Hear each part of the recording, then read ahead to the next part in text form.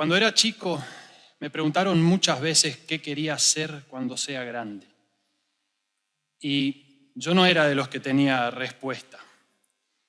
De adolescente, menos todavía. Me gustaba inventar historias, escribirlas, torcer un poco la realidad que me molestaba a través de la imaginación.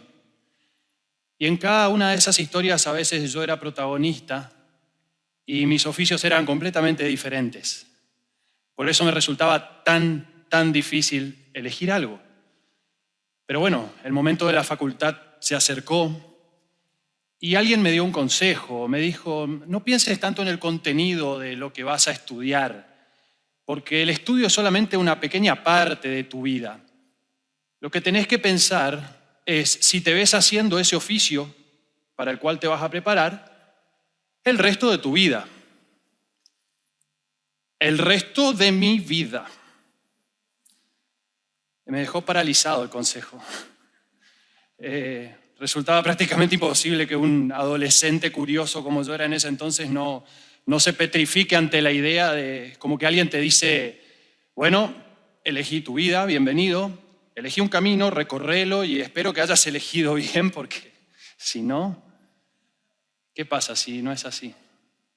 Y bueno, con 17 años me fui a Buenos Aires, me inscribí en la carrera de ingeniero industrial. Comencé a estudiar, no tenía mucha idea de dónde me había metido, mucho menos todavía de qué iba a ser de mi vida más adelante.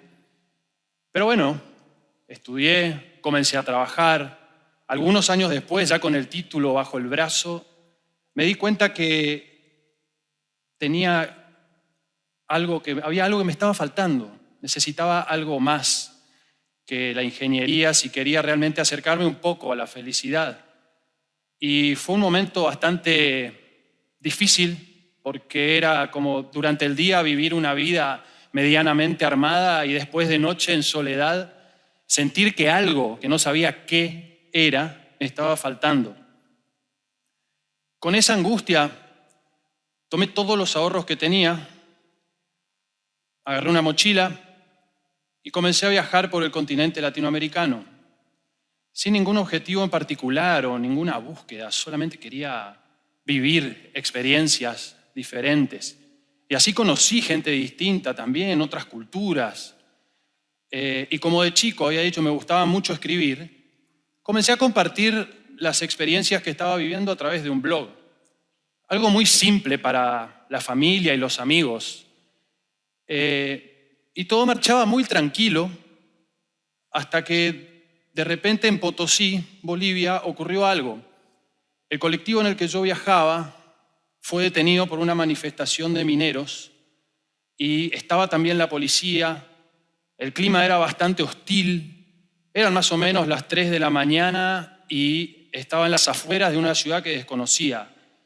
Y por primera vez quizás sentí miedo, angustia y esta pequeña experiencia me llevó a cambiar un poco el tono de las publicaciones que yo estaba haciendo en ese blog personal. Por primera vez en mi vida comencé a usar la escritura para mostrar sentimientos de manera pública, porque de adolescente no me animaba a mostrar nada. Entonces, algo raro ocurrió porque más gente comenzó a leer el blog, gente que no me conocía, recibía opiniones buenas, otras no tanto, pero eso no me detuvo. Me di cuenta que el escritor que siempre había estado dentro de mí quería simplemente salir con más fuerzas. Y de nuevo preocupado porque yo estudié para ser ingeniero, yo quería ser ingeniero, pero ahora siento que tengo que ser escritor y entré en una guerra interna conmigo mismo hasta que por esas cosas que podríamos llamarlo casualidad o destino, pasa algo que cambia mi manera de ver toda esta cuestión de las personas y sus oficios para siempre. Estaba en un barco en la selva peruana y era un viaje largo de muchos días y no había mucha gente con quien hablar, pero hubo una persona una noche que me llamó la atención que se encontraba tallando pequeños bloques de madera con una navaja. Cuando le pregunté qué hacía, me dijo que él era fabricante de juguetes y que lo que hacía era fabricar pequeños juguetes de madera, figuritas, que vendía en cada parada del barco, en cada puerto.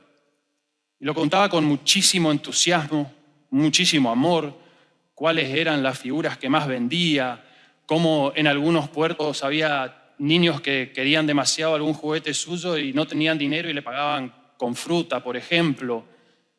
Y esa noche me fui a dormir fascinado con este personaje. Y al otro día despierto y lo encuentro dando indicaciones en la cocina del barco. Pregunto a alguien y me dice, sí, él es el jefe de los cocineros del barco. Pero a mí me había dicho que fabricaba juguetes. Que era entonces cocinero, juguetero. Y claro, él hacía las dos cosas. No había dejado que su oficio de cocinero lo defina y lo cierre como tal. Él se sentía mucho más fabricante de juguetes y así lo contaba. Y se notaba en el brillo de sus ojos cuando lo contaba. Y bueno, con esta nueva manera de ver a las personas, conocí también un hombre que se vio obligado a aceptar un trabajo poco usual. Tenía que cuidar máquinas de noche en el medio del monte, acá en el norte de Misiones.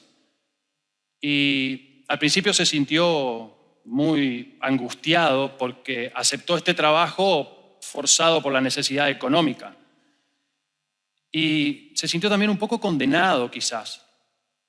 Pero con el correr de los días y de las noches, algo fue cambiando. Él con su silencio empezó a ser parte del monte y el monte comenzó a responderle. Se acercaron, sobre todo los pájaros nocturnos. Él los alimentaba, les hablaba, también le dio nombre a más de uno porque ya los reconocía y descubrió dentro suyo una pasión por la naturaleza y la vida silvestre que no sabía que él tenía, que no sabía que poseía.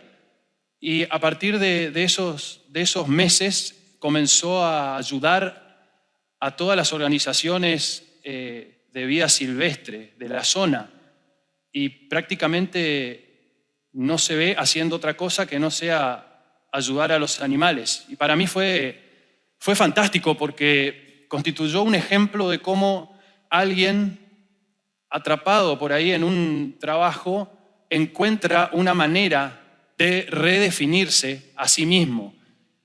Esa historia tuvo tal impacto para mí que fue la inspiración de uno de mis cuentos más queridos, que es Cetrero Nocturno. Y lo que quiero decir simplemente con todo esto es que nuestro oficio, nuestra profesión, lo que hacemos todos los días, no tiene por qué constituir algo que nos cierre dentro de nosotros mismos, todo lo contrario. Tiene que ser una herramienta, un trampolín que nos ayude a buscar nuevas experiencias y nuevas oportunidades si es que en algún lugar nuestro corazón nos lo está pidiendo. Porque se sabe, se siente. Yo creo que no hay nada más lindo para un ser humano que esa habilidad que tenemos de sorprendernos a nosotros mismos. A veces no es fácil, pero créanme que vale la pena. Por lo menos para mí es un gran camino para poder ir detrás de nuestros propios sueños. Gracias.